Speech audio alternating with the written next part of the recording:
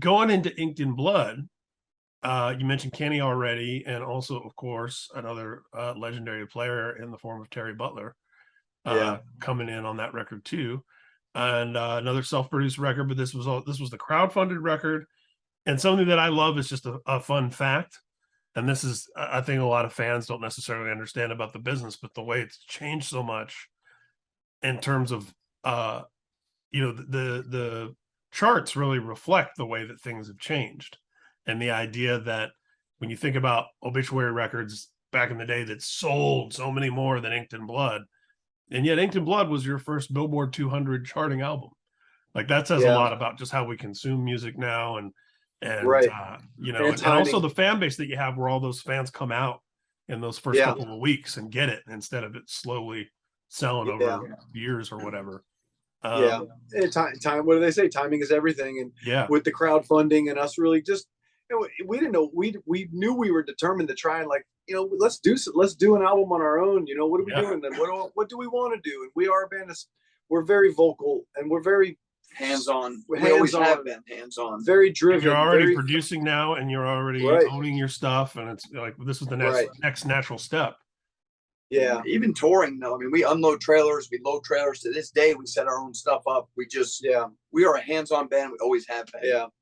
And Inked in Blood, here we go. What are we going to talk about? It's the first time that we said we're not going to bring anybody in. There, Mark Prater is always there because on the telephone, the minute you click, you're supposed to right click and you left click, you're like, damn it.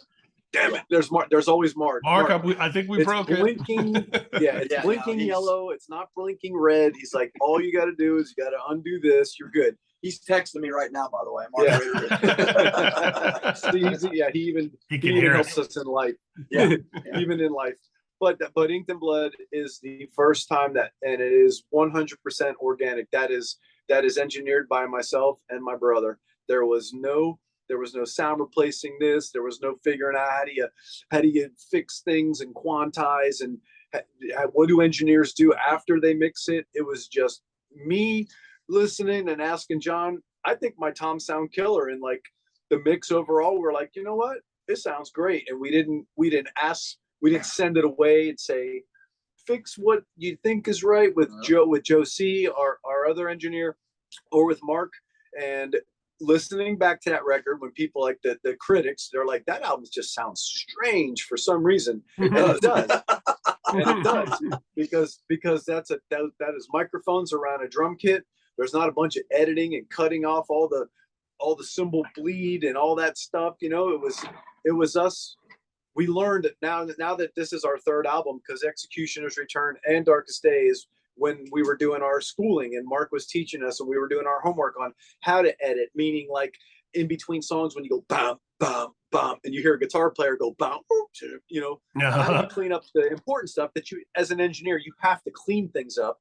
But we did not quantize stuff and fix bass drums and put in a sound replace snare drum. There was no triggering. This was just the band going for it. And I'm super proud, as you can imagine, as my voice just got louder talking about this record. I'm so proud of it. I'm so proud that we did it. And yes, it might not be proper, meaning like if you look at the levels or where all the faders were during the mixing of it, it was probably the most, it was probably all wrong, everything we did, but we did it ourselves. And still listening back to it, it is a strange sounding record, but there's something cool about it. There's something very, very cool about that album. And not to mention, again, learning as songwriters, man, there's some good songs on that record. Visions in My Head is still now, it's a staple. The band feels cheated if we don't play Visions in My Head live, because one of the best songs we ever wrote.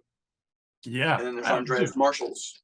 Yeah. And then of course the cover with Andreas, when we told him the album's going to be called Inked in Blood, Andreas goes, I have a brilliant idea. And anytime someone that talented says they have a brilliant idea, you just go, let them ride, go. Yeah. Do what you do. And you as the band are being great A&R people. You know what I mean? Like, we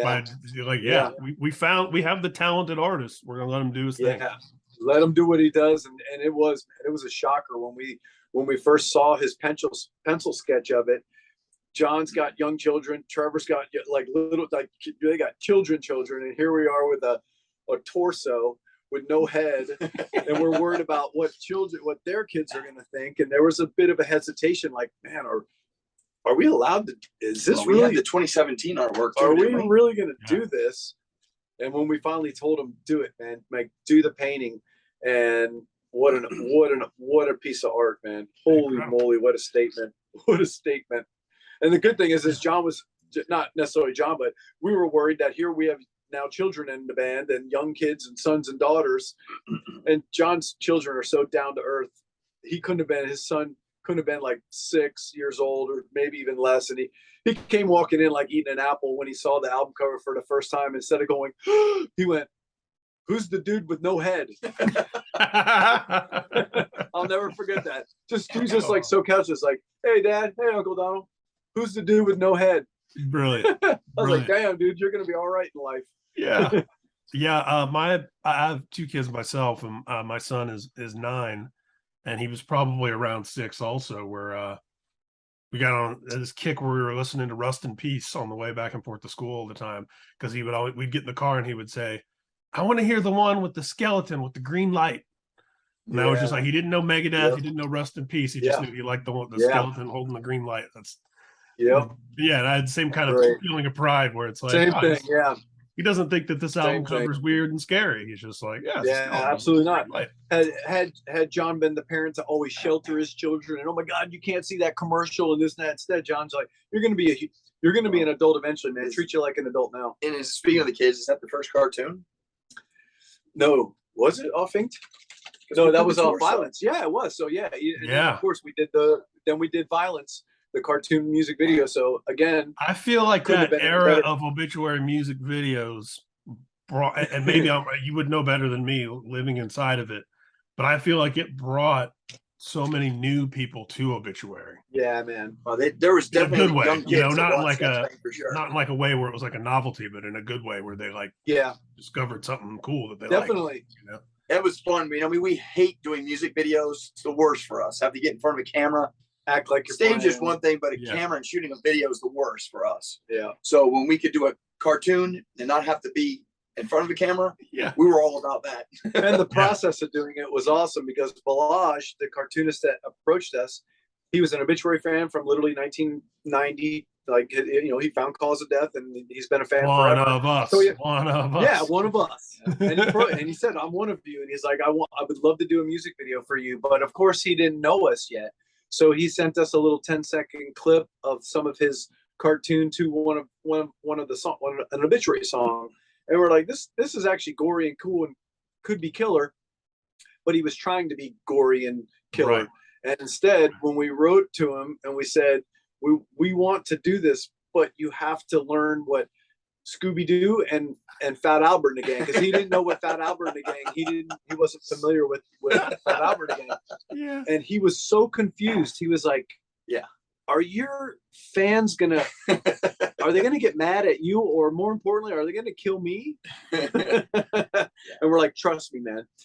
Just Scooby-Doo meets Fat Albert and the Gang, and we're gonna do it with you, and people are gonna love it." And sure enough, man, again, the determination of the band. Don't tell me what's right, what's wrong. Yeah, let's do it. Let's just go for it. Like 100% go for the most corniest, silliest, stupidest thing you could possibly think of. And then once he realized we were serious about really making it shockingly funny, he was so into it. He's like, "This is the funniest shit. I can't believe you guys are doing this. What are your fans gonna do?"